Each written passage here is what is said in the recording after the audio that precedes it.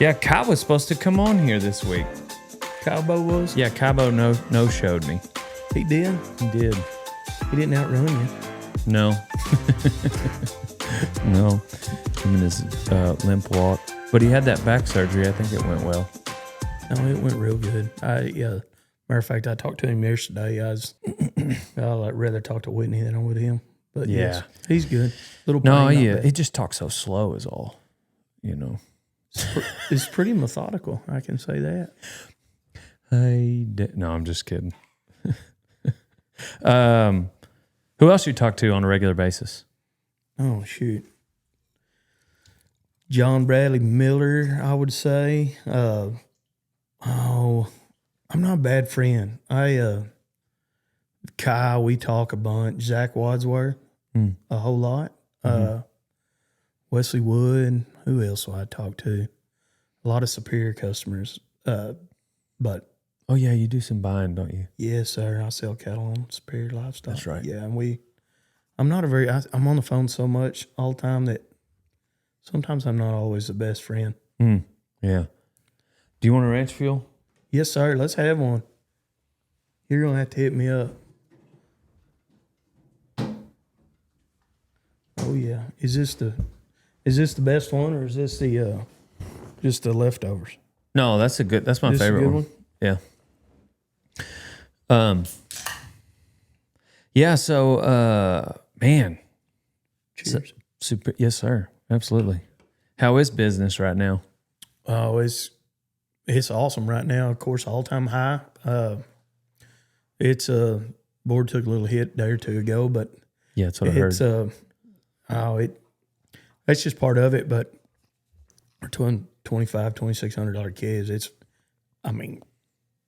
Let's get real. Let's not get too mad about it. Right. Our break even in there. The stockers are having to sharpen their pencil. I have to run a lot of break evens for my customers, and it's a little, everybody's kind of thinking outside the box. Do we buy heifers, try to sell replacements? Do the wheat? That corn's so cheap. Do we go to the yard with them? Do we do the wheat? How do we want to make the most amount of money for such a big line of credit? I've got some customers that borrow, so much money, and then, it buys half the cattle. So, but we're making same margins right now this year. Last year when we bought those cattle, the boards climbed 70 cents, 75 cents just over the summer. And, it makes everybody look smart. Mm-hmm. So. What are you doing for next year? How are you planning, and how are you hedging your bets? Well, my personal end of it, I'm a cow-calf guy, so I forward contract my kids, and that's I don't do any LRP on them. I probably should. I've got a cousin that sells it. She does a great job, but the market's been so high right now, I can kind of play the market. Of course, I'm in it every day too. But if I was buying a bunch of stockers right now, I would definitely get those things locked in. Yeah, that's for sure. Locked in. It's pretty volatile right now. Yeah, right now I can't imagine. I cannot imagine not having some sort of protection, and then having some of those limit down days and trying to stay calm. Yeah, those guys, it's $9 down, and I get the phone calls. They start just as soon as the board opens up, like I run the board. I'm like, guys, it's just part of it. We knew this getting into it. It's part of the plan. It's just stay in the wagon, and you can't let that stuff, you can't let it run your life. It's too much pressure anyways. Oh my gosh. Yeah. I don't know. I dabbled in the stock market for a couple of years, and just like little stuff on my own. And that was a little different just because it was obviously strictly paper. At the end of the day, if you haven't over leveraged yourself, you still have the cows, you still got the cattle. But I stopped doing that just because of that feeling of watching the market and wishing you had done something, wishing you hadn't done something. But I say it's different. It's not that much different if you go too hard in the paint right now. And if you didn't protect yourself and you had however much on the line right now, you would be touch and go. You would be, I'm the kind of guy that it would affect me every day. The market would affect me every day.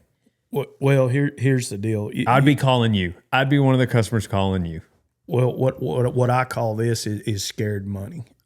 You and I are more working men, and I get this. But those guys that are sure enough in it, the big producers that I like how you kind of described you and I, we're poor, so these guys with money. Well, we're not running 100,000 head either. Right. You wouldn't be in here. We wouldn't be talking to each other. We would be working. Oh, I get it. Yes. I agree. But no, those guys they're not really running on scared money. They're over a 5-year period. You know, they know the ebb and flow of the market. It's going to go up and down. We're going to win some. We're going to lose some. Some of these cattle coming out right now are clearing 1,000. Yeah. You know, they know this is unrealistic. We're not going to do this every year. But over a 5-year period, if these things are clearing 250, hey, we're making money. Yeah. And that's more than 10% on our money. And that's how they look at it. I call it scared money. It's a year by year. It's a season by season. It's just like somebody that just runs wheat cattle, and that's all they do. Yeah. They buy and then they get out. They don't ever think about feeding. They don't think about buying the peewees. When they go to the barns, they're not buying a 2-weight to a 7-weight. Mm-hmm. You know, those guys they're in the market. Mm-hmm. They probably have a bunch of cows too. Right. It's just a little different. They're in the whole process, not just a little bit of they're not just trying to get their 250-pound gain and jump out. What about horses? Love them. It's my life. But how's the horse market? Oh, unbelievable. I would love to say I was getting a big part of it, but with my 2 boys now being 14 and 15, there's 16 shod horses at the house and 0 for sale. It's not fun anymore. Right. But they rope we went to Abilene and roped with Bryce Davis last night, and it's just like we load up and that's what they do. Is y'all got a pen at the house? Yes, sir. Yeah. Well, I mean, even that would be like, ooh, be gentle with my roping steers, y'all. Be gentle with my $2,200 roping steer. Oh, well, that's what I used to do for a living. So those are there. I hate to say this, to train your horses and your kids. Right. And you can't, I hate to say it, sometimes you have to take the number away from it and let them. Yeah. They have to learn just like we did when they cost $150. Yeah, you don't have to hate to say that. There's nothing wrong with that. Yeah, those kids learning. I wished I'd have team roped more. Like I just grew up as a roughie, and even in college, I was just so focused on, bulls and broncs, and we practiced at a team ropers arena. His name was Kermit Moss. He went to the NFR. I think he won the average in 95 or something. And I wished I'd have roped with him more, but just because it'll make you a better cowboy, even if you don't want to go team rope after, I think. But so I respect it. I say that to say I don't think you have to apologize for that. That's a great way to raise them up. Well, I have a spot in my arena where I can put roping boxes. So I've left room for it. I don't have them there yet. I do have a chute. I got a rope and chute off to the side, Powder River, plug, but I haven't installed it yet. So, but no, when I asked about the horse market, don't you do some swapping in like 4 people you'll go to sales and pick up some horses here and there? Yes, sir, I will. I'll like the Remuda sales coming up in Superior. I've got all the online for the Remuda sale. And lots of customers will call me and they really Superior. We kind of send me out there, and my wife goes too. She runs sales and marketing, but all the customers that are what they're looking for, I just happen to know most all the cowboys and get to be friends with them and trot around with them. And man, I love those guys. And they'll usually shoot me pretty straight. And Yeah. I can tend to my customers, and we have a lot of repeat customers that call me, and I get to go screen the horses the day before. I watch them. I pay attention more than what you'd think, and I really want to go visit. But anyway, then we'll set up and I'll buy horses for all the customers that call in through Superior, and of course, now they know me, and so they're all repeat. They're good friends, and what do you think? And anyway, it works out really good. I like it, and the Cowboys get less phone calls after when they, when we're trying to buy those seasoned horses. Sometimes somebody calls and they don't need a younger type horse, but sometimes we're kind of looking for the old veterans. What didn't you get one off of Dusty? I think I've bought maybe 2 off Dusty. Yes, sir. Maybe 3. Do you remember which ones? Catalog. I bought his colt last year, the metallic gray mink, and I got a sorrel street faced horse one time, older horse. Bought a couple off Joe. I bought I believe it would have been Zane's horse last year, the little kind of red dun stocked legged horse. Zane, which Zane? Heron? Oh, yes, gotcha. sir. Yes, sir.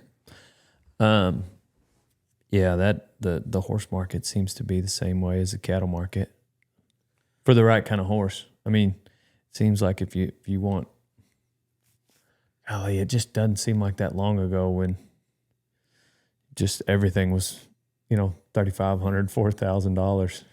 Well, when I was riding horses, that's what I did. I started a lot of 2-year-olds, and that's all I did was rope, start 2-year-olds, day work. Of course, we always ranched. But we'd start them on a cow, and the you don't want to call them rejects, but they're just not open futurity champions. And of course, me being in Parker County, we're surrounded by horse people, horses. I mean, it's the capital of the world. There's more horses in Parker County than anywhere in the whole world. Well, we were buying those things for $3,500. I'd rope calves on them, team rope on them, sell them, show some, fit them with customers, and shoot, it wasn't nothing to buy those things anywhere from $3,000 to $6,500. I'm talking about when they were done with them, they were done with them. Yeah. But now with the fraternities, the team ropers have gotten into them, the calf roping fraternities, there's more avenues than just cutting. The cow horse wasn't even a big deal then. And some of those horses are sure enough cow horsing on, and I just think it's awesome. I was 20 years too old now, but it's so awesome. I like to see that. I like to see somebody that put the time in and worked their tail off, get paid for it. I really do, because it's just so cool. I've got a cousin that's trained cow horses, Jordan Williams, and I don't know if anybody keeps up with Jordo, but he just won the Derby at Vegas the other day, and he's won rounds in the futurity on James Bond, which I'm botching this up a little bit. I'm sure I am, but he, won the cut, won the hard work.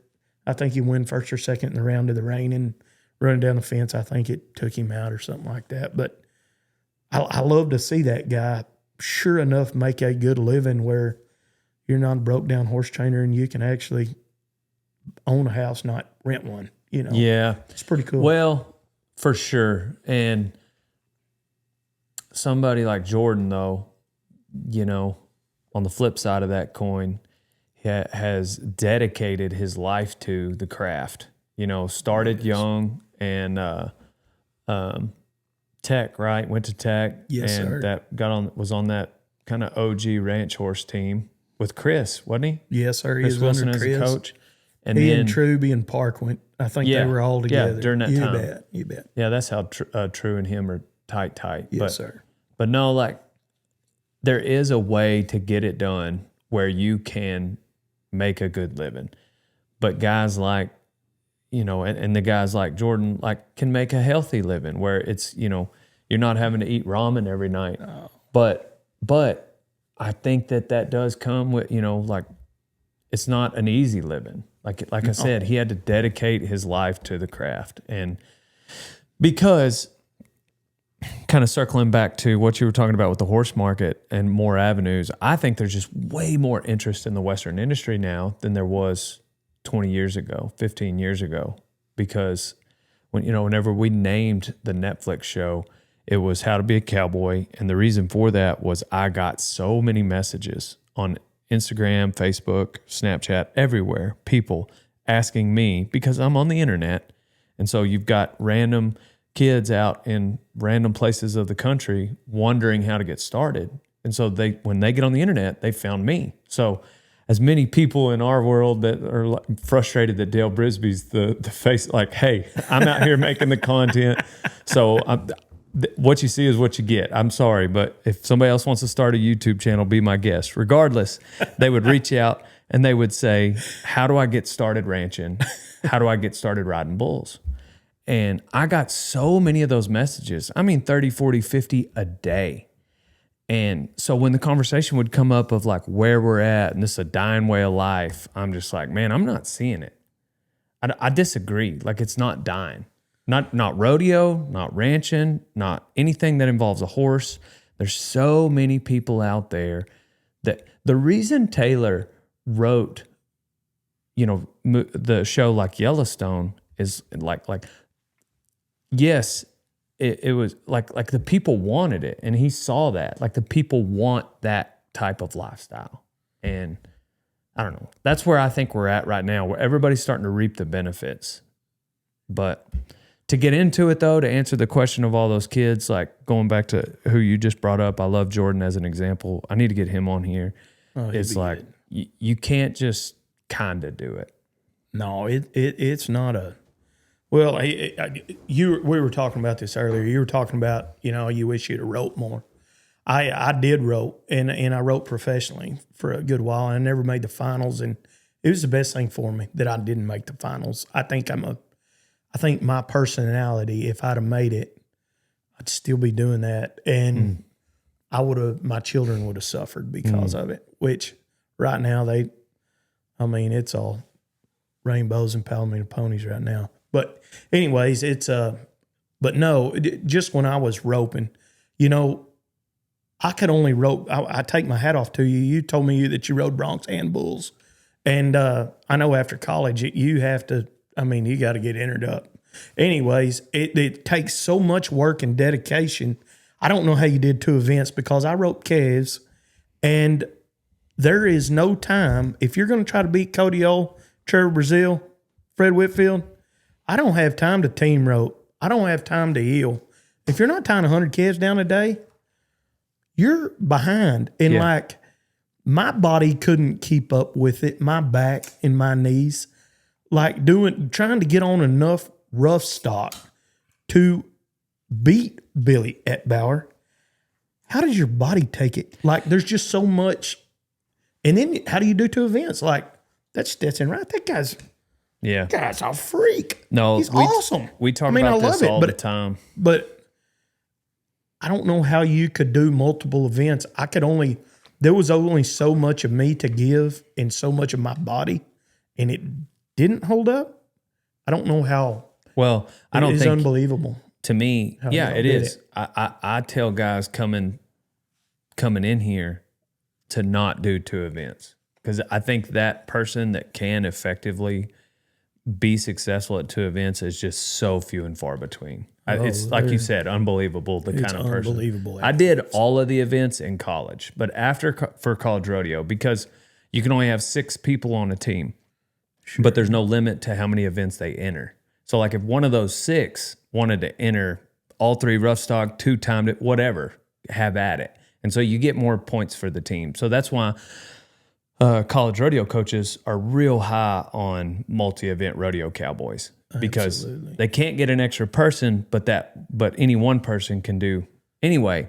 But after college, I really started to focus down on just bronc riding. But I loved bull riding also, but there's just too many events. It's just too much. And I agree with you. Like Trevor, somebody asked him what the secret to success was.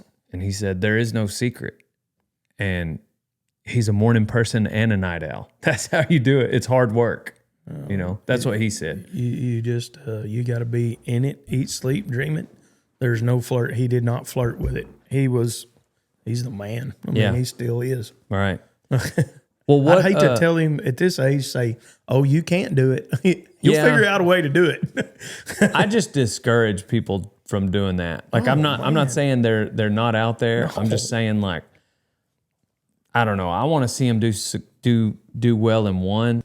Anyway, I'm not saying it's impossible, but like, show me something with one event before we talk about the second is all I would tell like my interns, I guess. But Total Feeds is what keeps the herd powered here at Radiator Ranch, and Total Equine is what I've been giving Boone for 10 years. He's 24 years old and still going strong. You can get it on Chewy.com or a dealer near you. I hope you're enjoying a ranch fuel as you're listening to this episode of Rodeo Time. Use code DALE on ranchfuel.com for 15% off, old son. Drink up and use code DALE on ranchfuel.com. Well, backing up, like I just want to hear the cowpuncher story of John C. Did you start in Parker County? Like when did your cowboy story start? Let's see here. Well, I don't know how to do it all without getting plumb into the family, but like when I started, I was pretty lucky.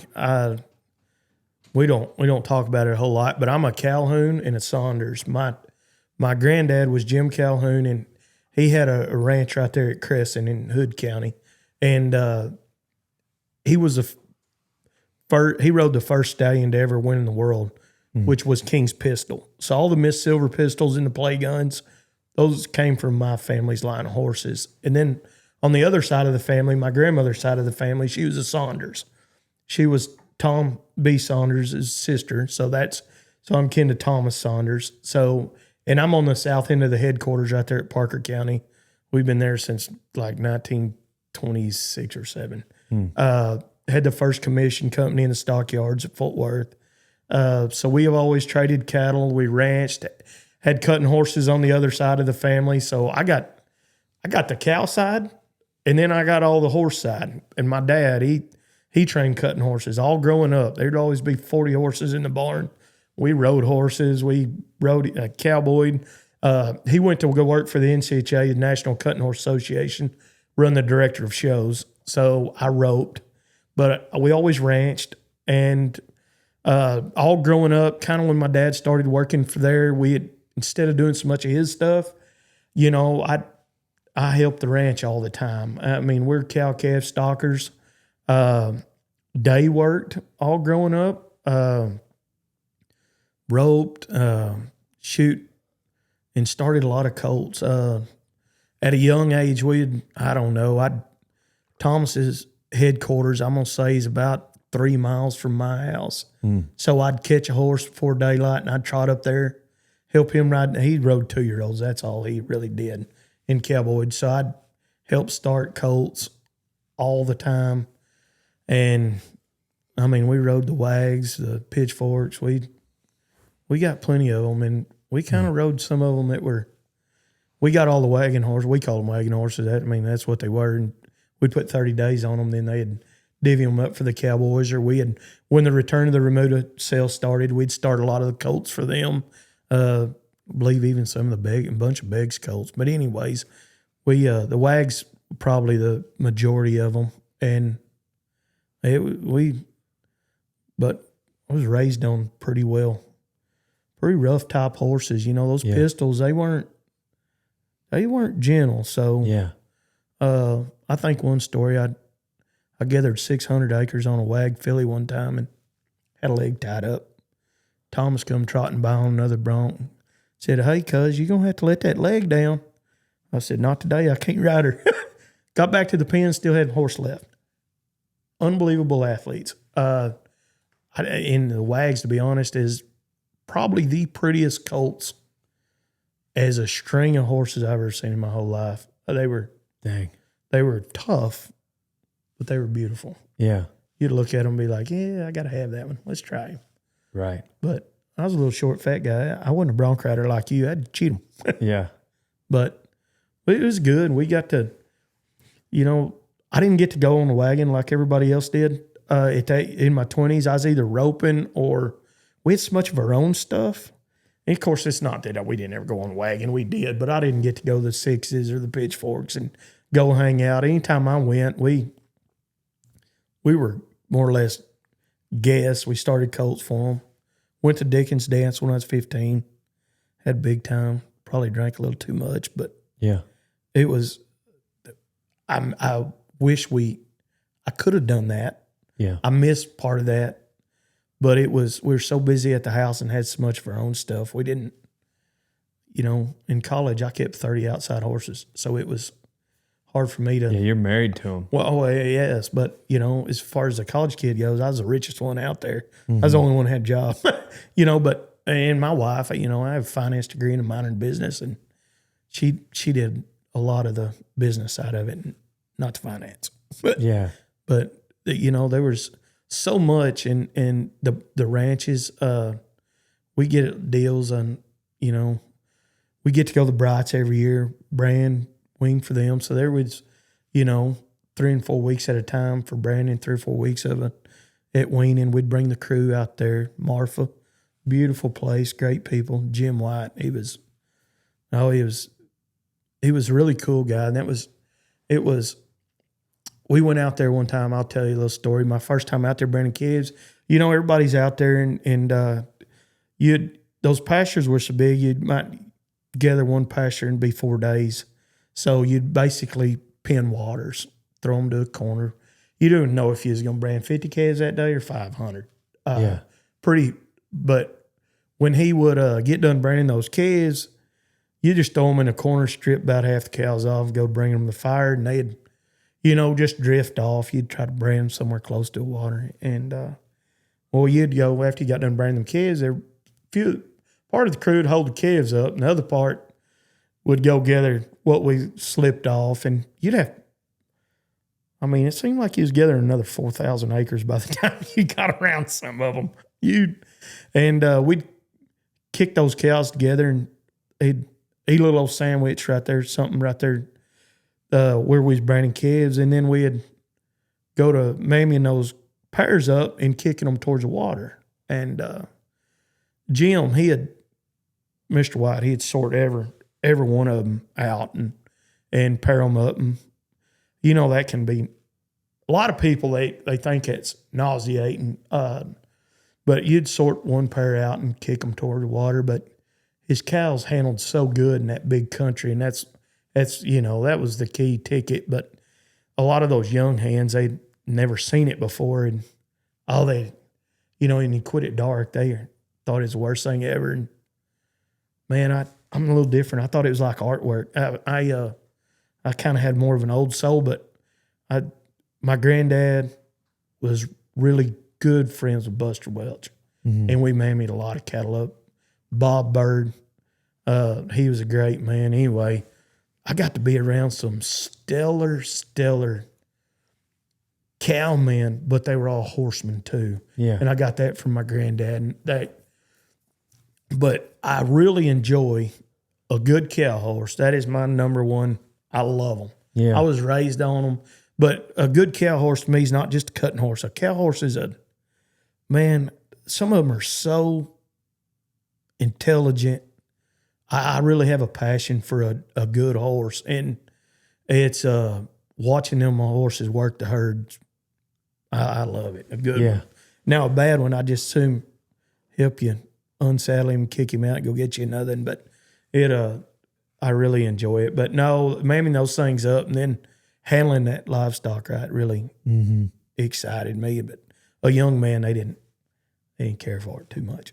Yeah, West Texas, that gets so flat and open and huge. And Marfa, those pastures can be so big. It all looks the same too. God, don't lose your next man. No, you didn't want to do that. But I tell you, that headquarters was set right there in the Capote Mountains. And, I'm going to say Marfa. I'm going to say, I can tell you exactly.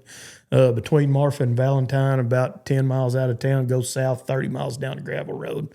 So the horse pasture. Is it flat there? No, sir. It's Okay, big mountain. gotcha. So a mountain range keeps it from Mexico right there in the Cienega, the old horse pasture down there. It's Okay. It's unbelievable. It's a beautiful spot. Beautiful. No, it's not flat. It's pretty rough. A lot of lava rock. You won't take your shoeing equipment. I'm guessing. I guess it's more flat. Probably. I guess further north of there. Yes, sir. And there is a Nancy Ann Flats over there. It's got some flats on it for sure, but a lot of that stuff, the north-south McMahon, it's pretty rough. Yeah. It's pretty country though, especially when it rains. Right. Oh yeah. Beautiful. Geez, there's nothing like grass out there that's had rain. No, Like I mean, you just talk about pack the weight on some cows. It's like just anything out there with grass. The steers out there, I mean, I'm not going to say any names because I wouldn't say that, but I get to ship a lot of cattle out of there that I sell, and it's nothing for them steers to weigh 800. Dang.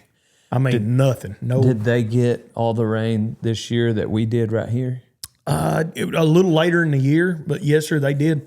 They did get some recovery, but they've been so drought out. They're still a year or two behind. They need a lot of. It's pretty drouthy. Mm-hmm. Pretty dang. It's been horrible, to be honest. There's not many cows out in that part of the country right now. Yeah. Real light stock. So when did the rodeoing start for you? Oh shoot. I junior rodeoed. I tell you what, my senior year I went to 103 rodeos that year. Wow. And I did my taxes that year and I won 81,000. Wow. So, and I was in high school. I loved it. Ross Sherman helped me rope, Sonny Beecham, Emery Birdwell. Of course, my mom and dad, they hauled me all over the country, but I really did. And I thought that's what I wanted to do. And I did. That is what I wanted to do till them COWBOYs come on, Caden and Cannon. And I tell you what, I got married and at a young age, 987, just had an anniversary, been my wife 18 years. So that was pretty cool. Went to Taos. But anyway, I'm jumping around. So, but Beth and I tried to have children and we couldn't. We tried at a young age and couldn't have any kids. We didn't think. And so I told Beth, I said, I believe I'm on a rodeo. So I left the house and I was going to go on the California run. So left the house, went to Lubbock, first little old deal along the way. I think I won 30 at Lubbock, nothing. I think it was $700 or something. Anyway, go to Logandale, drive all night, or I guess had a day or two off. Slack that morning, win the round at Logandale. That's my first real big win. I was a big fish in a little bitty pond. 3,200. And I'm going to tell you, 3,200 back then, that was, oh, heck, we're going to make it. Yeah. And, of course, it's just her and I, no children, so it was all good. And you're roping calves? Or? Yes, sir, roping calves. So get done, and I run my second one. I don't ever talk to Beth. Run my second one, and I placed again. I think I win like 1,100 in a round. So I'm headed to California. I got it all. Well, she calls me and she said, "Hey, we need to talk." I said, "Oh, baby, you're exactly right. We do need to talk." I am on fire, killing it right now. You know, I am killing it. You're 24 and like 3,000 or 4,000. It seemed like it was a lot to us. Yeah, I'm going to get in the rig with Trevor. It still was. Thinking. Yeah. I'm going to steal all his candy. Yeah, right. Anyway, so we get along there, and she goes, "Well, that's good because we're going to have a baby." I said, "Oh no, there's no way we can have a baby. We've already tried that. We found out you can't." She goes, "Well, I'm pregnant." Well, I just start crying. I walk across. You've been to Logandale. Walk across the street, and I buy a case of beer, and I walk back. And I'm sitting on the tailgate. And I'm pounding these beers. And anyway, being young and dumb, I'm crying. Sterling Smith comes by. He said, "What's the matter with you?" He sits beside me. I'm all upset. I said, "I'm going to have a baby." He said, "Congratulations." I said, "I didn't."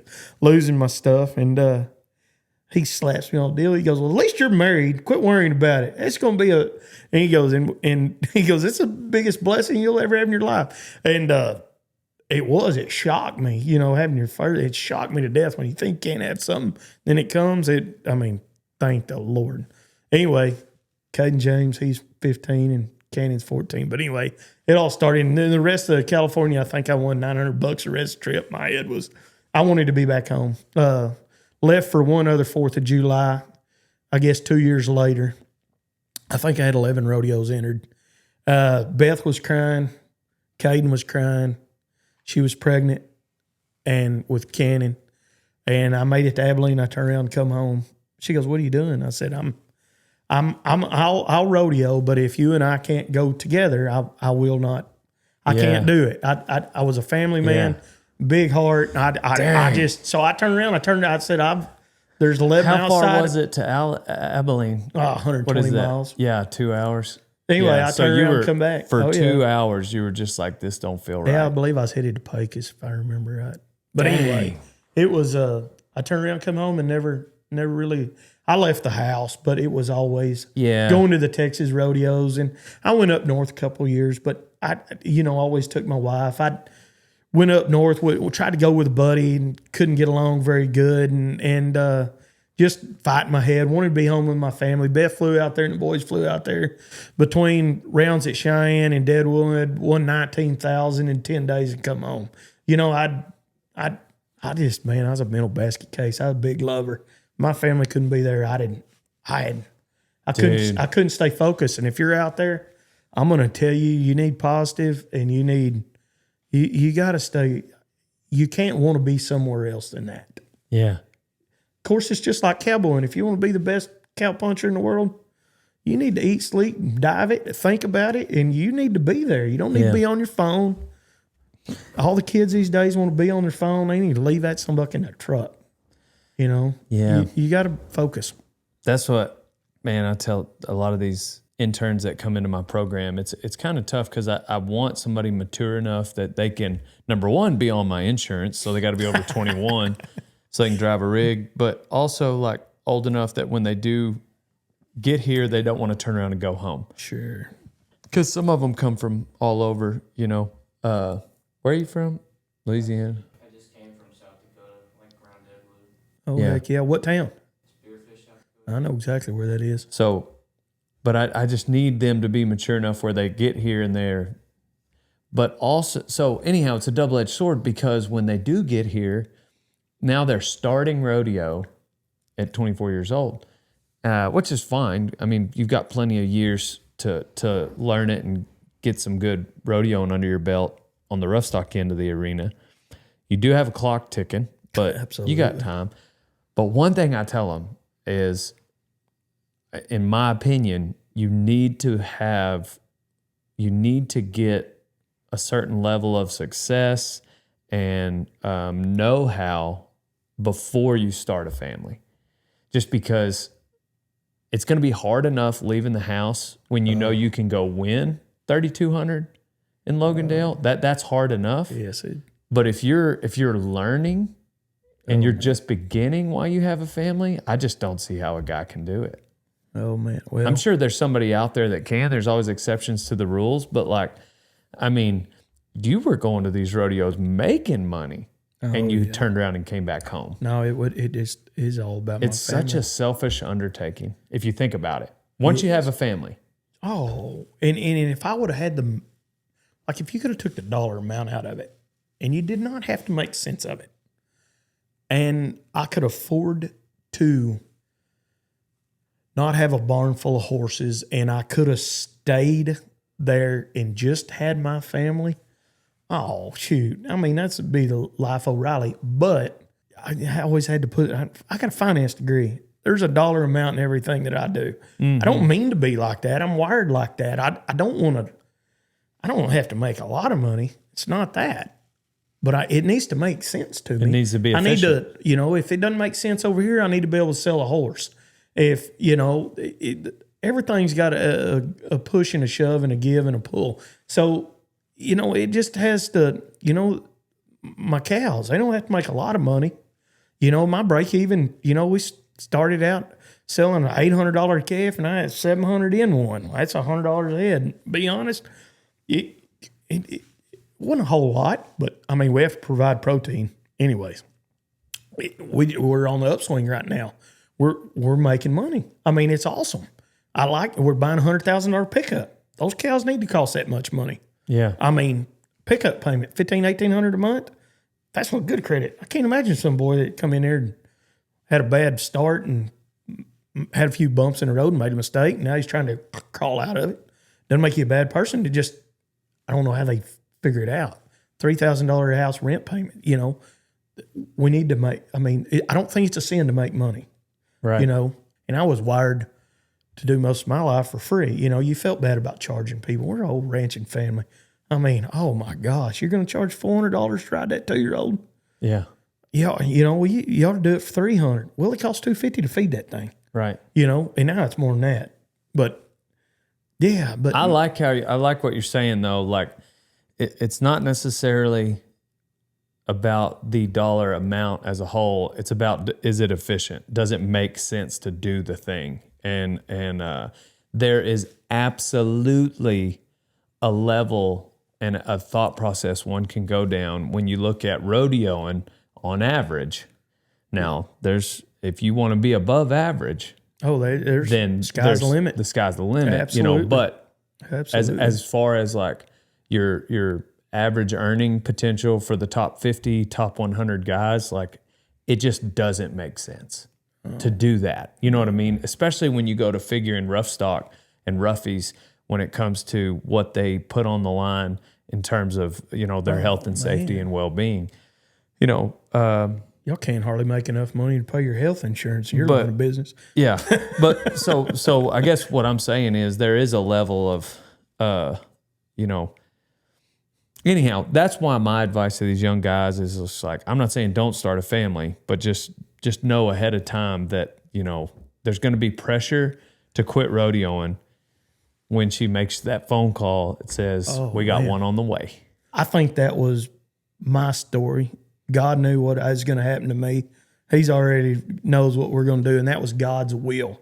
And I don't want to try to change what he wants. But yes, it's at times it's like Yeah. human nature wanting to fight the deal. No, but yeah. that's I'm not saying don't. Yes, but those young guys are, man, it's get that stuff if you can. Yeah. Get it. I'm not saying don't Yes. start the family, because when it comes down to it, there's nothing better than that. No, There's nothing better something than better that. than rodeoing. What I'm saying, like I family. I heard somebody say the other day, you can have it all, you just can't have it all at once. Meaning, like, you know, if you want the family, if you want the small ranch, 50 acres, barn with 4 horses, if you want a gold buckle, if you want to be a top hand at, you know, a big ranch, like maybe you can have it all, but you dang sure can't have it all at once, is all I'm saying. Like, you've got to set your sights on something. Like Trevor had it all. He just didn't have it all at once. It took time to develop, you know, Absolutely. what made him. Anyhow, I deal with a certain level of naivety with kids that message me on the internet and they say, you know, hey, I want to start a ranch, you know, and just imagine if someone who has nothing to do with the industry, just the level of, oh man, you got a lot to learn before you know, You like, need a manager. Yes. yeah, let's talk about this first, you know, Yes. like, so anyway, I think what you're saying is just right on the money. It's crazy to me thinking about the storm your mind was in those 2 hours to Abilene, but also just coming to reality on knowing yourself, realizing your wife is behind you at the house with a kid, pregnant. Like, oh man, as much as maybe she had a certain level of guilt when you walked back in the room, I imagine it was just She wanted me to overshadowed leave. by her excitement to have you back. She wanted me to leave. It was all about cash flow then. You know, the thought of a big check coming in was awesome. Right. But, you know, in another deal, like, not jumping around, but we were talking about, you know, what God gives you and how you know, our life story. I had a little incident the other day. You know, I sold some heifers. Heifer jumped out of the pens, and we got done palpating them, and big 1,100-pound tiger stripe heifer. I caught a heifer. Wasn't 2 minutes. They brought a trailer. It was pretty open. They brought one right to me. I didn't run her 100 yards. Sucked her in the trailer. And when I put my gilding up, I was out of air. And I was like, you fat old thing. Look at you. You got so soft. You can't even catch one and drag one in the trailer by yourself. Anyways, I had Rob Davis with me. He palpates all my cows. Great friend. I had old Mean Paul with me. And we got done, shook everybody's hand. I got about a mile down the road, Dale, and I said, hey, Rob, could you drive me? He's like, yeah, what's the matter? I said, I don't feel quite right. Well, my hands and my feet went numb. Well, I had a heart attack on May 14th, and they put a stent in. I had 100% blockage in my LAD. So, Golly. so we were talking about life gut checks. So it was about 45 minutes to the Weatherford Hospital. So I get there, and I'm trying to call Beth, and she's in a big meeting at Superior, so I can't get a hold of my wife. And I'm like, I just didn't want to die and not be able to tell my wife I loved her. And anyway, so I had a pretty good gut check the other day, and thankfully, I got in there. I walked in the hospital, and when I kind of went, they brought a wheelchair to me.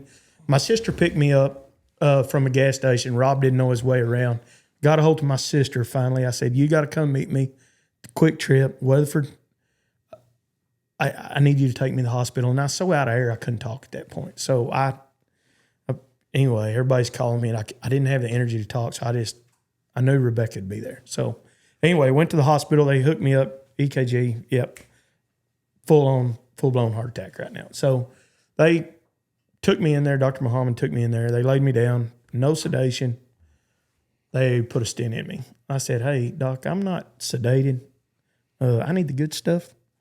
He's like, I don't have time to give it to you. You'll be dead by the time it sets in.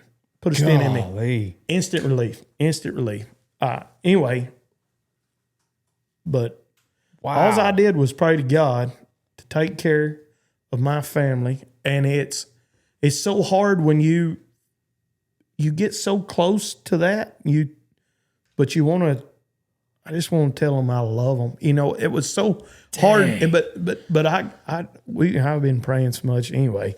I did. I was one of the lucky ones. I got close to the hospital, and the doctors took care of me, and Jesus took care of me. God, I mean, it all went out. But when you have to call your kids in there and tell them where all their stuff is, all your cows are, where all your leases are, and you have to tell them this is, you have to talk to a 14, 15-year-old. I talked to my 15-year-old like a grown man, and I said, you might have to take care of all this, and I'm sorry, but this is God's plan. Yeah. We can't fight it. I'm not, I just want you to know I love you. And every day of our life is a gift. Don't leave it hanging. Do not leave it hanging. And that's all I can, you can't, there's so many negative things I wish I could take back, or things you've said or done to other folks or anything like that. But, you might have fouled somebody and didn't even mean to at a time. Yeah. Don't be afraid to go hug your family and tell them you love them. And because I'm going to tell you, he's the only one that knows how many we got, and enjoy riding the bulls, enjoy riding the broncs, enjoy punching the calves, enjoy every calf you get to flank, every beat of sweat that rolls off that forehead. Better be thankful, because without him, he'll take that shit away from you. Yeah. I'm fixing to be 43. It'll jerk your socks off, boy. Man. It would have been easier without looking at the kids. When you look at them kids in the eyeballs. Yeah. My dad died of a heart attack at 55. Oh. He was. I didn't know that. Yeah, he was picking up at a rodeo. Did not know that. And just first bareback horse. Helotus, May 2nd, 2013. It was, 12 years ago. But so I say that. Do what? I did not know that. Yeah. I just say that to say that, like, I have, I think about heart stuff a lot. I try to read on it and study it, and it seems like the more you look into it, the less people really know. Like, it's all theories. Yeah. Yes. Yeah. And genetics. But yeah, and then my granddad had, because I just thought high cholesterol was just like, that's it. That's what it means. Maybe he ate too much red meat, but turns out that's a theory that cholesterol causes heart disease. And half the people that die from a heart attack don't have high cholesterol. Matter of fact, anyway, whatever. The point is, it just made me kind of start studying it. And that's wild. Did you know, like, as it was like setting in, like, this is what it could be? Thomas Saunders, about 3 weeks before this, he had a stroke. So, yeah, I mean, he was in the hospital at the time and rehabbing, and he's good now. But he's doing really good. And his was a blood pressure, I believe. And you can botch this up a little bit, but I'm pretty sure his was blood pressure. Of course, that blood pressure medicine doesn't make you feel very good. Anyway, but it is what it is. Anyway, but he told me his left side went numb. Well, when my hands and feet went numb, I was like, Dadgummit, here it comes. You weak-hearted somebody. Yeah, but anyway, it was a heart attack. I think usually it happens in my family's 60s that they had heart problems, not in their 40s. But knowing now that when they had to run those stents in, they had to put the stent in. I call it the rod. It looks like a piece of wire. I've even got a video of it. Well, they kept having to go up and up and up in sizes. And the doctor said that the blockage had been there for a long time. Said if they would have barely touched it with the rod the first time, it would have just broke loose and kind of gone away. But they had to use 4 different sizes and really bust that thing loose. And looking back, I always had bad acid reflux and stuff like that. Just thought I had a bad belly. I've been having blockage for probably 8-10 years. Did not know it. I just got lucky, and Lord let me live another day. And it's not that I really want to watch my boys grow up and watch them get married. I want to see everything this life's got before I go to heaven. But I really want to watch them boys grow up. I want to be for my family. Yeah. So that's wild. You think you got all your priorities in line. Something like that happens. You're like, you know what? Maybe there's more I can do. Yeah, he jerked me around by my ankles, whooped the ground with me, and some of us are slow learners, Dale. Right. Right. Yeah. Yeah. You think you got it figured out, but we don't. Yeah. Thank the Lord too that you were in Parker County. Oh, thank goodness. You know what I mean? Oh, if I'd Where'd you drive to? I was about south of Parker County, about 45 minutes. I was down there on the river down in there in some breaks. There's not any cell phone service. Matter of fact, the reason that Rob was with me is because there's no cell phone service down there. I didn't even know how to tell him how to get there. So I said, just meet me in town and I'll haul you down there. And anyways, it would I got lucky. I'm glad he's with me. But how far did you have to go to a hospital? Like how 45 many miles? minutes. Okay. And it wasn't that far as miles, but when you get down there, you know how when you get down there on close to the river, it takes a minute to get out of some of it down there. Yeah, for sure. But yeah, man, it's a good thing you weren't roping a heifer in King County. No, absolutely. You know what I mean? Like oh, it'd yeah, have it wouldn't have made it. If I'd have been by myself, I don't know that if I would have exerted the energy to drive, I don't know that I just kept thinking, we've all been in a little tight spot, and you just think in your mind, relax, breathe. Don't let yourself get choked out. Don't waste the energy. Just chill, try to relax. That's all I kept telling myself. Trying not to, if you get nervous and get fractious about it, it just takes that much more. Dang. So, but I got lucky. Got very lucky. I guess that, thinking about it, like I mean,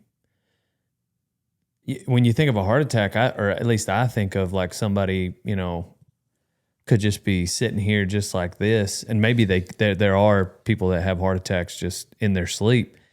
But man, if you're kind of a high adrenaline type person, like it's a wonder it didn't happen while you're roping the heifer. I think it probably started then. But it, when that last piece of calcium finally filled that thing up, and sure enough, 100% blockage, you can't go any farther. Right. You know, it was just, and it was my deal. You know, genetics, and I don't even really think that, you know, they can say it's what you eat. Yeah, absolutely, it is what you eat. But as far as the red meat, the chicken, you know, I'm just supposed to eat chicken and drink water, and this is probably going to kill me. Everything's going to, I mean, you talk to 5 doctors, you get 5 different ways, but Yeah. I'm really trying to get in with being Kai's brother-in-law, and try to go a holistic route. It's, you know, I'm on 12 pills a day, you know. Yeah.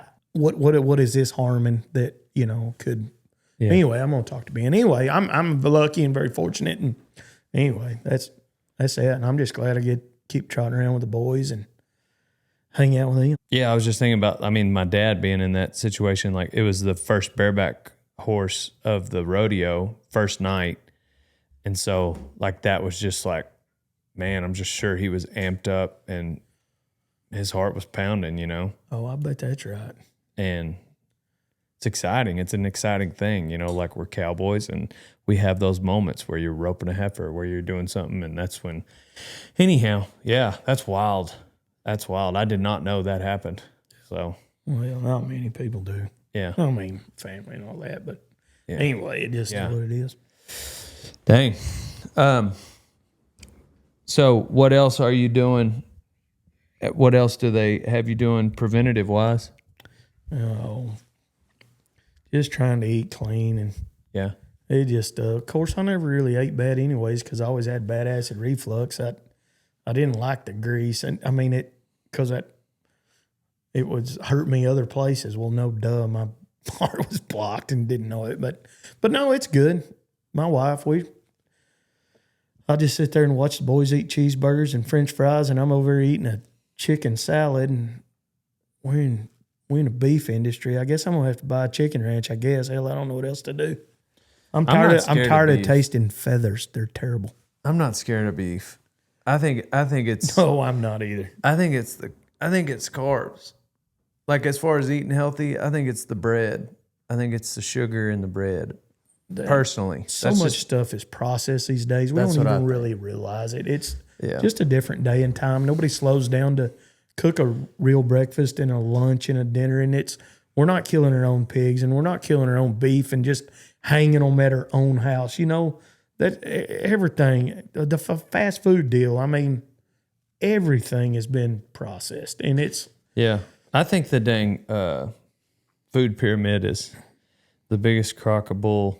yes, sir. I think it was a Harvard or somebody released a study that Lucky Charms were more healthy than beef, and I just don't believe that. I just don't believe that. They might be luckier, but they're not healthier. I'm no expert at all, but I don't believe that. No. That's what that's the business I'll stand on. Is that I'm no expert, but I don't believe Lucky Charms are more healthy than beef. But Oh, sir. anyway, No, but yeah, no, I do love some steak. amen. But anyhow, well, dang man, that's wild. So what's next for you? Well, this weekend the boys have junior rodeos, so we're back to rodeoing full time. Caden and Kennan, I guess they'll go Hamilton on Saturday morning, Saturday night, Sunday morning, Sunday night, and then Caden's going to tie a calf down in Fort Worth on Friday night. So, or I guess that's tonight. So, oh yeah, when we get done, we rope all weekend. They're living their best life, and we trot around and punch cows. I'm too tight to hire any help, so all our stuff, they help me all the time, and we neighbor with a few guys, and we're fixing to amp up, start weaning. As a matter of fact, everybody's weaning right now in the middle of that. It's our hay season, ship cattle, a lot of weaned calves, a lot of big grass cattle coming off grass. So I'll spend, all our time around here in New Mexico, big cattle coming off, big strains coming off, and then keeping our own stuff going. It's we start weaning right here. So when you got out of high school, you're roping, and that's a stream of income. But I guess maybe fast forward to when you turned around from Abilene, and you went back to the house. What were some of the different ways? And the reason I'm asking you this question is because of young people looking to get into the industry. What were some of the streams of income you started to look towards? So you've talked about selling horses. You've talked about like making a horse and selling it, but also buying and selling different cows and horses for people.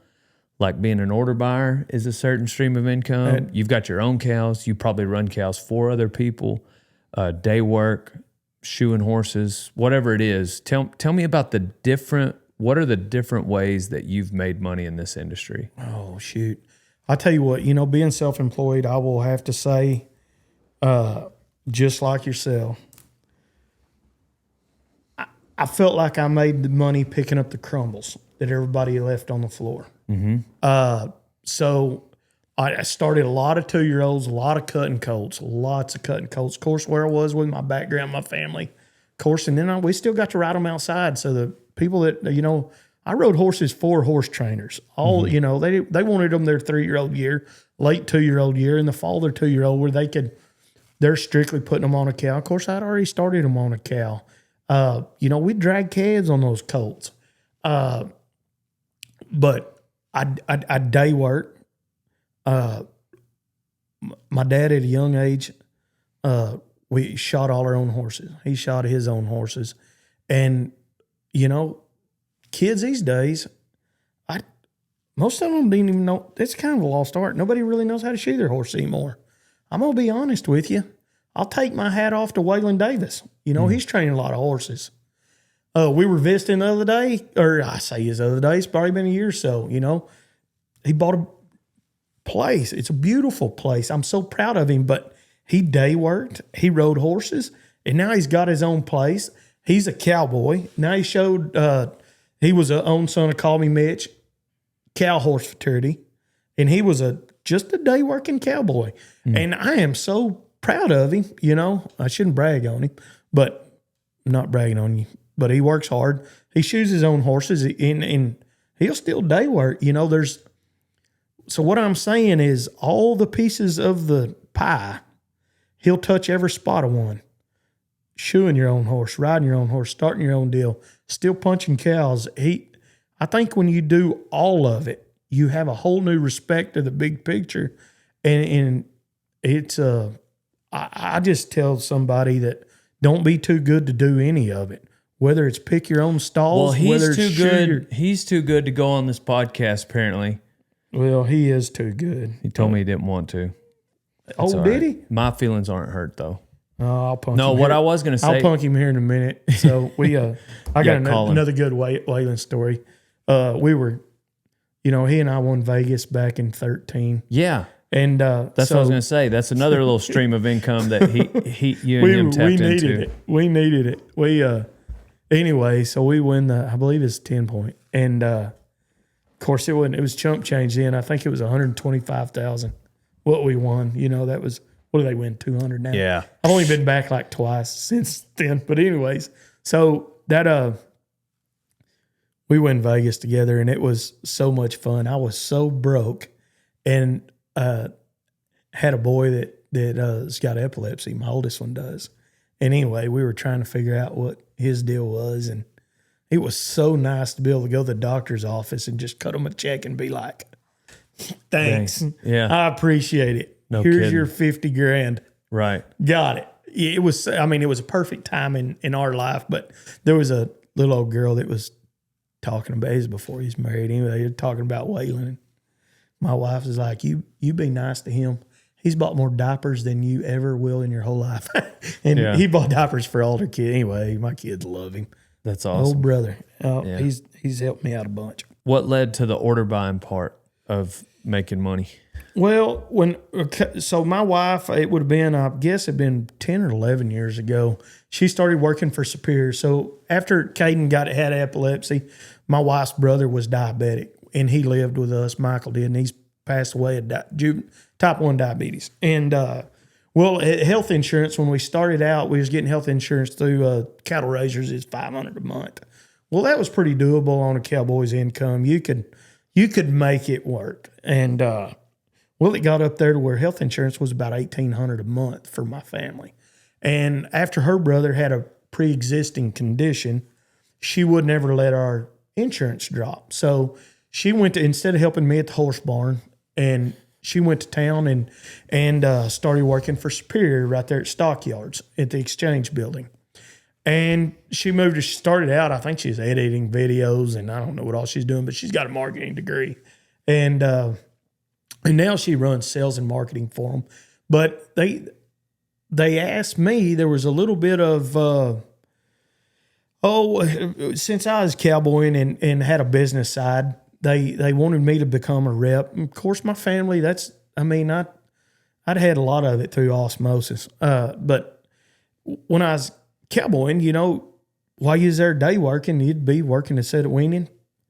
They like, well, I don't know exactly what I'm going to do. We're going to wean them. Well, why don't you let me help them sell them? So I could sell them in the country like hotcakes. Of course, I'd make a little bit and more than 150, I was making 250 a load, and put a little on them. And so it worked out good. I was making a little extra money helping those guys out. But anyway, so Superior, I kind of wanted to do it. Didn't really know that I wanted to have a label or anything like that. But there's such a disconnection between the Cowboys and the owners and some of the people that handle the business side. Some of them are just business oriented, but they can't gather the eggs. Mm-hmm. And I just like we were talking about, don't be afraid to touch all the parts. When you know everybody, it's a whole lot easier to do business. If I know all the Cowboys, know the owner, and know the ranch manager, well, you're going to think of me. I'll be able to help you. I'm not just coming and going. I'm more invested. Most all the cattle I sell I touch myself. We help them brand calves. I think the month of April we branded 5,100 calves of the different neighboring ranches, and I get to sell all the calves, and it's nice. I know exactly what they are. Put my hands on them, and plus you know all the owners, know all the Cowboys, all the managers. I mean, we all neighbor each other around there close, and it, so I think that part, it's more, it's all, I feel like I'm family, not just a way of business. And I think it's helped. It seems like a real natural progression of quote unquote side hustles because of who you knew, who you met and along the way and the relationships that you built Absolutely in the industry. So yeah, I mean, it's got to start somewhere. I don't know. That's why I'm a big fan of the internships for like something like with my program, the main thing I think a person can get out of an internship, in addition to the knowledge they learn while they're there, is the people they meet. Like a lot of these guys, they interact with all my sponsors. They interact with brands in the industry. They interact with other, future potential coworkers or employers, and ranch, whether they want to be in the ranching world or rodeo world. Being personable, I think, probably helps, which you don't seem like you're scared to talk to somebody. Well, I'm not scared, but I tell you what else, I say that I'm probably putting on the front, but you don't realize it's not what you know, it's who you know. Mm-hmm. And just not be too good not to learn something, or get better within your own niche, or just don't quit hustling. But you don't realize what they're getting just by being around the industry. And let's face it, if they want to go to ranching, I mean, one of your best friends manages the sixes. I mean, do you want a ranch or do you want a ranch? So I think you forget what you may have learned or what you just might have got through osmosis by who you got to hang around with. If you want to be the best, hang around with the best. Yeah. And that's it's so hard to do because, and you're so lucky. A lot of your interns are so lucky that you'll take the time. When I was a child, my family wasn't, they'd give a lot of time. Absolutely. They would invest a lot, but kind of how I was raised, they wouldn't. Right? I've been told my entire life, and it's correct, I can raise them faster than I can make them. my boys have gotten lucky to be around some unbelievable cowboys. Yeah. Like Dale Brisby. And exactly. Well, and I've got some stories about that too. Anyways, but they just get lucky. It's just osmosis. It was there. I mean, it's their lifestyle. Yeah. And then somebody coming in. I mean, I can't imagine trying to make a diesel mechanic out of one of mine. Right. Yeah. My Atlantis. I mean, I'd be like, yeah, I got some nice wrenches from Harbor Freight. Here you go, son. I'll go get me another set, Yeah. So it's just if that's what you do, that's what you do. So, Right. But Yeah, that's a really good point. But giving somebody the opportunity, I take my hat off to you, because it's a really good Christian thing for him to take the time to help somebody, because I am not wired like that. Yeah. I make money off shrink, guys. Like nobody knows. Yeah. Yeah. You leave it on the table out there, and if you bring your interns out there and we're shipping, no sir, you come on Brandon Day, we don't lose a whole lot of money on when we're branding kids, but Yeah. shipping. That when I write somebody a check for once a year and you see their face, whether if thank gosh it's a good market, it makes everybody's heart happy. Yeah. You write them a check and they say thank you, Mr. Brian. That was I don't even know what to say. I'm glad I could help, and I hope it blesses your family, and I hope you get to stay in it another year, because I'm going to eat a ribeye tonight and I need it. Yeah. Let's talk about the slide. And then, but then you then you look at some of them. It hadn't always been a bed of roses. Right. And you write them a big, huge check, and it may look like a lot to you. And hey, we're 150,000 short on buying. That's all they were worth that day. But the guys that are in the business are a lot easier to do the business with than I call them the weekend warriors. The seasonal type guys, because their break evens are so marginal. And if you're not sure enough all the way in the business all the time, it's kind of like getting in, getting out, getting in, getting out. No, Cowboys, let's stay in, Yeah. If this doesn't look good, let's feed them. I don't want to feed them. I'm a little scared of that. Well, as a business plan, that you might need that extra $30 that yard brings you. Yeah, so no kidding. don't be scared of it. Right. But Yeah, it's there's so many different. A lot of people come into the industry just really kind of their eyes on a cow-calf situation and either owning or being a part of one. And there's so many different ways to make money in this industry that, that's one thing that I hope people can learn from conversations like this, is just so many different avenues to go about making a living. So, which I think it's only going to get more and more competitive, because I do think with the internet that our way of life has a magnifying glass on it right now. People want to be here. People want to own a horse. They're going to go to the remuda sale. Sure. I think there was a time when one of the only reasons a little ranch might go for X amount of money was for the hunting. And now I think that, they're going to hunt it, but they want to run cows on it. And I don't know. I lost some leases on the ranches because of hunting, because I didn't give enough for it, Right. But I was just looking for a cow. I didn't know hunting was that way. But I think it's dying out a little bit, as far as the youth coming in the industry. We have awesome youth coming up. I'm super hopeful, and I have been for the last several years. Oh yeah, that actually happened. Yeah, Man, that's Bushwhacker. I did not know you were that strong. We were gonna AI me some bigger muscles, but we just went ahead and went with all natural. So I guarantee you, I know it. it's crazy how many people will sit in here and do a podcast and realize not realize that's there, or they don't notice it until they're leaving. You need to have that tattooed on your left hip. Right? Yeah. It's wild how many people don't notice that. So when the boys were little, and I get 82 model.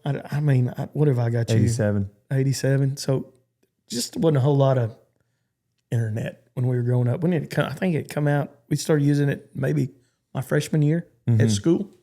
So it was a legal med and pen then. So no big deal. I grew graduated 24 kids. So it was pretty small. Same. About About like 26. Yeah. So we, anyway, but the kids would always be on my iPhone and they were watching your clips. I was like, what in the hillbilly? What is going on? Yeah. They'd be laughing and I didn't watch any of it. But, I mean, in the beginning, I didn't know. I mean, just uneducated and I didn't know you. And anyway, I'd watch a few of those things and you'd drag up I don't remember, a deer antler, it had a protein tub, but the one that you, oh my Lannis, my youngest one, you were dressed up, had an old Dodge pickup, and it had a feed sack, and you were the old man feeding his cow. 67-year-old rancher. All right, so we got to laughing about that, and we were, anyways, they would blow snot bubbles out of their mouth. I mean, laughing at all this, and I got to giggling about it, but what I took my hat off and what I appreciated as a dad, all what you did was always clean and fun, and so much of the stuff that we see, that they see, it's terrible. Yeah. I mean, I just thank you. Yeah. If it's going to be on there, thank you. No, I mean, and it's on there, Yeah. but thank you. No, my first video, I didn't know that particular video my buddy was going to put on YouTube. And I had been prank phone calling people for 2 or 3 years. And when he put that first video on, I said I was acting like I was drinking a beer. And but I wasn't, because I don't drink, and then I said a few 4-letter words, but I didn't realize I was just joking. Like when I cussed like that, I didn't realize he was going to put it on YouTube. And I didn't remember that part. so, well, this is my first video 12 years ago. Oh, really? It's not the one you're talking about. Okay. This is the very first video I made. and well, anyways, he put it on YouTube. And then after that, my mom, I was like, hey, I'm going to make another video. So I'm going to make my second video ever. And my mom was like, well, can my second graders watch it? Because she was teaching second grade at the time. And I said like the S word and the D word. Like it was still very elementary. And the video's still up. Like it wasn't like R-rated at all. But still, I was like, yes, ma'am. They don't let them watch the first one in class, but they can watch the rest of them from now on.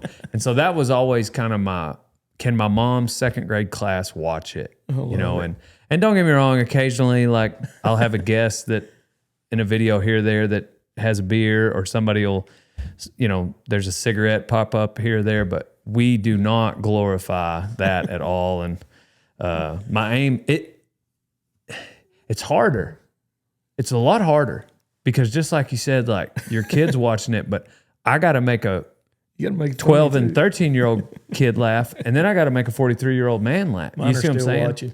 And so the jokes, like that's a wide range. Like Nate Bargatze, the stand-up comedian who stays real clean. Like, dude, for him to make the whole country laugh and stay clean my hat is off to him as a comedian. Because everybody, it's so easy for like a locker room type setting to make the Step Brothers movies kind of jokes that are like slapstick. They're low-hanging fruit, and their shock value has that humor to it. It's so much easier as guys, but that's not how we want to raise our kids. And so anyways, it's a tough, I think a guy might grow slower, but I think it's just worth it. I just wouldn't. Got to make sure them second graders can watch it. Oh. But anyway, I appreciate you. Throw mine in the trash. What's up? You'll have to throw this interview in the trash. No. It just come out. No. Man, people love cowboy stories and just hearing different. I interview people I'm interested in, and so that's how I choose guests. And I love the cowboy way of life, and so I like talking to cowboys. Yeah, I appreciate you coming on. Didn't give too much cowboy stories. Yeah. No, that's super interesting. I mean, you're all over it. You're in rodeo, you're in ranching, you're in the the cattle market side of things right now. No, I love it. So I appreciate you coming on. No, it's pretty good. But the old beer drinking deal, I was real young. Running kids with Bob Bird. Barry was young. His boy. He was always pretty wild. Yeah. He'd like to have that beer. I like Barry. Anyway, he's good one. He's very good. Anyway, so Bob is hula-handing them kids, and I was flanking with Barry. Of course, I thought he's hilarious as a young kid. Anyway, them kids were half limmies. They had pretty good backs on them. And every time he'd hula-hand one, he'd say, "Here, Sam. Here, Sam." Anyway, I was about sick of listening to "Here, Sam." We flanked, I don't know. He brought, I bet 20 of them by the neck. I was pretty young. I was winded. And I roped calves in. I mean, of course, lots of people net calves in. But no big deal. And Bob, he'd lean over there and said, "John C., I think you should find better friends." He'd go back in there, of course, being he'd neck him another. He was getting to the bottom of Barry for being in that old beer. Oh, dang. That's funny. Yeah, it was That's all funny. over beer. Yeah. He didn't like it. He liked to dry camp. Dang. And anyway, I was too young to drink it. Birdman, he was getting him some of it. That's funny. It's coming out. Yeah. But no. Yeah. Well, Dusty says hi. Is he texting you already? No, I mean, I talked to him yesterday. Oh, did you? He's elk hunting right now, but Oh, sorry, dog. yeah, he was like, "Man, you got to have John C. on." Oh, So, yeah. Yeah. I talked to Truby the other day too. We've been keeping in touch. He's on the movie biz over there in Weatherford. He's been keeping in touch. Well, that's interesting because last time I called him, he didn't answer my phone call. So anybody out there that has Truth's Instagram or phone number, text him and say, "Call Dale Brisby back." We're gonna beat him up. Yeah. No, he'll call me back. I'm sure now after you guys help me. But He might have been on the night shift, baby. That might No, have been they're videoing all that stuff on the ranch right now. So they're at headquarters right now, and it's the deal with Rip and Beth. Anyway, every time they're holding up some cows on the side of the road, I make it a point, turn the siren on. I hope they have to chase cows all over the Reshoot place. something? Oh yes, I hope so. yeah. Anything I can do to make it a little more measurable on them, I've been working at it. Well, that's funny. I did just mad because I didn't make the cuts. I was too short and fat. I couldn't ever make the cuts. Dadgummit. You're going to be Rip's stunt double. Oh yeah. Yeah. It's kind of like Mamo said. She got a picture with Rip. Anyway, they're up there at the headquarters, and of course Mamo's 88 now, I think. Anyway, she goes, I just figured he would be a little bigger than he was. Of course, anyway, I was like, the only thing I think they need to do to Rip is take him down there to American Hats, and if he's going to be on a real cow outfit, can we get him a hat that looks part? Sorry, Rip. Yeah. That's funny.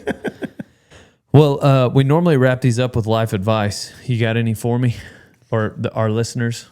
Yeah, it's kind of like what I tell my boys. I got two things. Good Lord give you 2 ears and 1 mouth. Don't forget it. Always love Jesus. Say your prayers every day. Life's short. You need to know when to ride up, hold up, and shut up. There you go. And that's and if you learn all that, you'll make it. Yeah. Ever since I started riding bulls and punching fools, I've been wearing an American hat because I'm an American. I actually wore a different hat before that for the longest, but then my mom got a job. So wear an American hat, old son. Otherwise, you ain't no cowboy. Hey, Bro Tater Chip, if you like getting swole-o-matic, then get yourself some Protein on mountainops.com. Hey, or if you just like being healthy, whether you're trying to bulk up, get healthy, have energy, go to mountainops.com and use code Kevin for 20% off. Cool.